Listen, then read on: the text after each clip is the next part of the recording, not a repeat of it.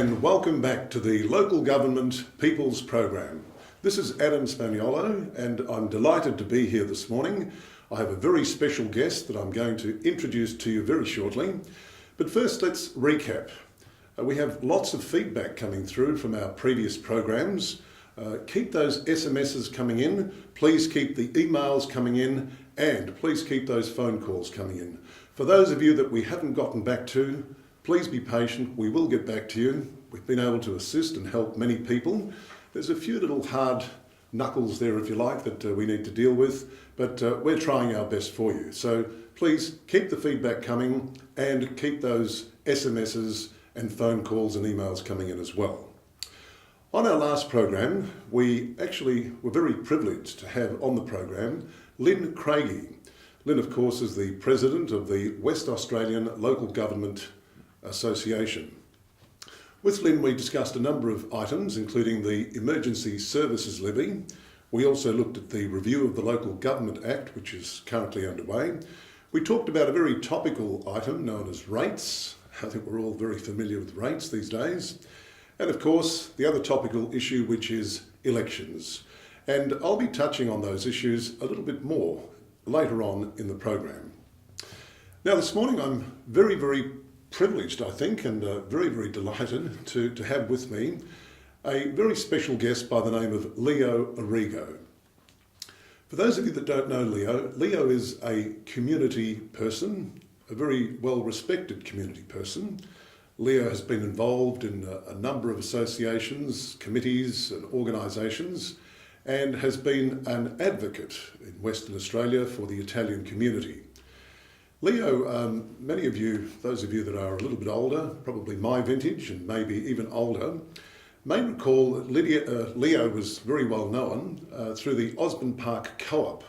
The Osborne Park Co-op, of course, was down in Main Street, Osborne Park. But before we go any further, let me formally introduce Leo to you. Leo Arrigo, good morning and good morning, welcome Adam. to 101 Business Radio and TV. You're going to be all right there, Leo? I'm going to be okay. It's a good start to the program. Solid. Yes, Adam, it's a pleasure to be here with you, talking about local issues and past and future occasions that will come up.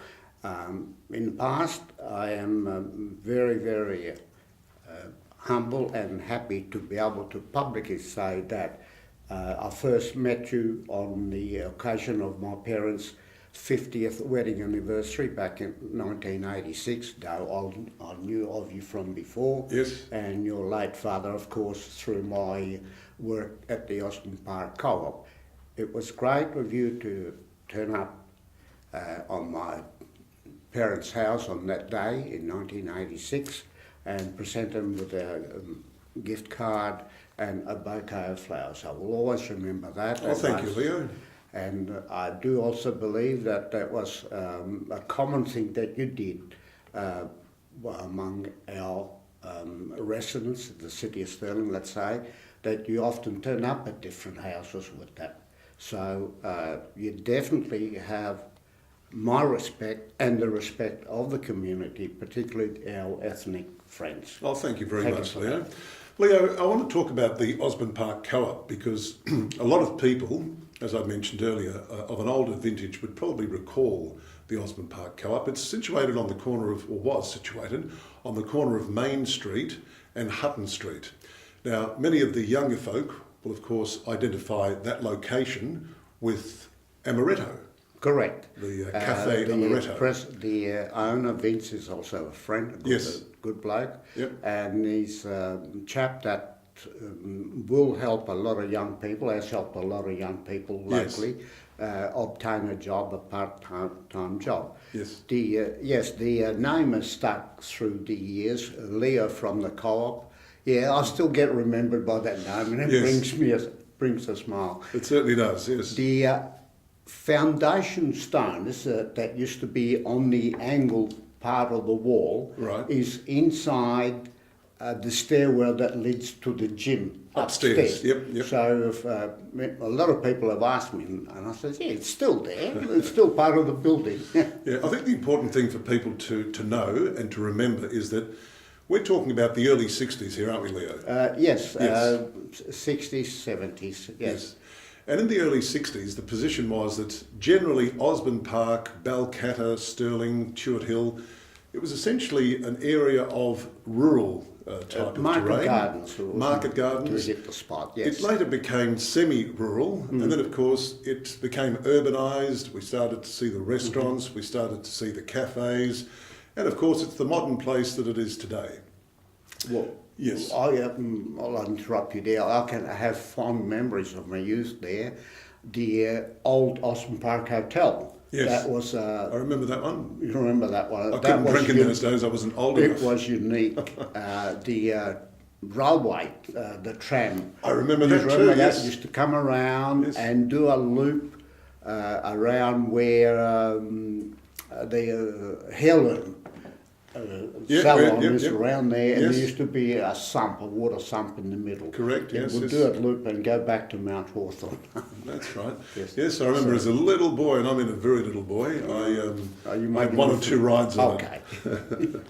Now, Leo, you're a community leader, you're an elder, you're involved in many organisations, including the Sicilian Club, including the St Leone Association, yes, including My Vista Aged Care. You want to tell us a little bit about how you actually got involved in the community? Look, you've been involved for what, 50 years? Perhaps. I think the main cause there is becoming a father and having children. Yes. My children attended the Our Lady of Lourdes School on Flinders Street. Yes. And there was a sister there, Sister Ambrose. She was very, very strict. But I can tell you that every child that went in her classroom, she used to teach grade ones, I think there's only one I know who has not actually made the polite step, let's say. But everyone else, every other kid has been successful.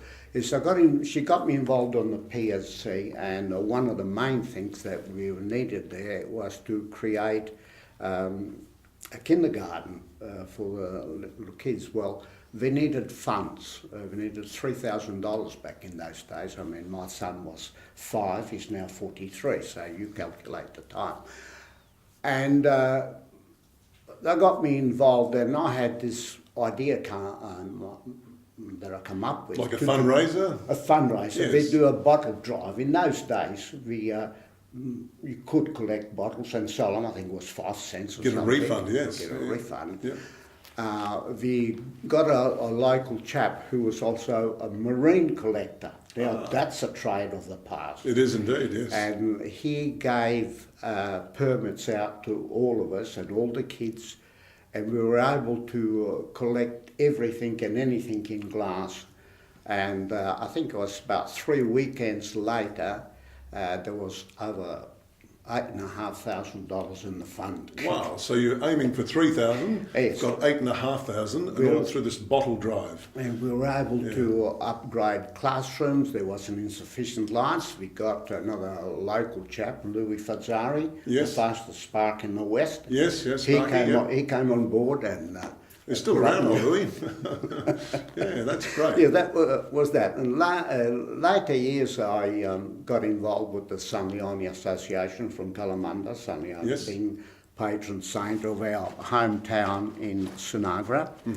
And this is a photo from there. Okay. That's this year's festival. Right. And they carry the saint in a procession, but in this particular case, they're doing La Corsa, the race. Okay. And they're carrying the statue at speed for a few hundred metres, and something.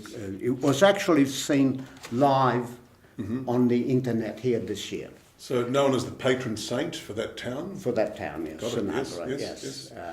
That was one, but my, also with the Sicilian Club, the Madonna del Tinderi, that's the Black Madonna from Tinderi, which they just had the festival there. And this one here is revered here in Fremantle in St Patrick Basilica. I was involved in the foundation of this foundation one member, here. yes. Yeah. The Sicilian Club, time as a secretary, I produced this particular book. And this one here, it's very rare. I think you have more fun finding hen's teeth rather than finding one of those. Yes, it's very, very. That's good.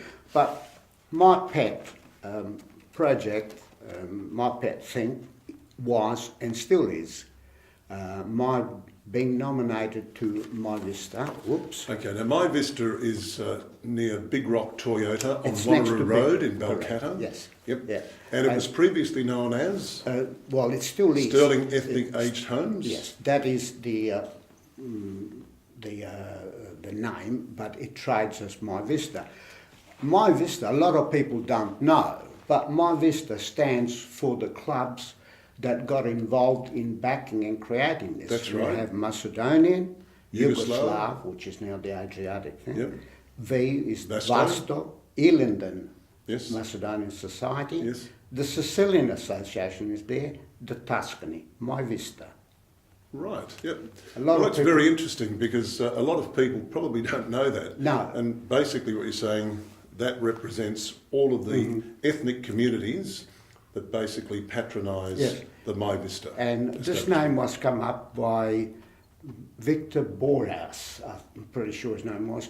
He was the president at the time of the association. Yep.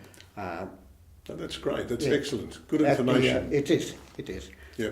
1 year later at the elections, I was nominated to the position of deputy chairman. Yes. And yes, my name is around there, it's known. Yeah. I am responsible for certain things. I don't particularly want to boast about it, No, but no. they are there. No, I'll tell you what, Leo, we're going to take a short break. Very interesting stuff, very interesting background. I want to know more about Leo Arrigo, and we want to tell you more about Leo Arrigo. Please stand by, we'll be back very, very shortly.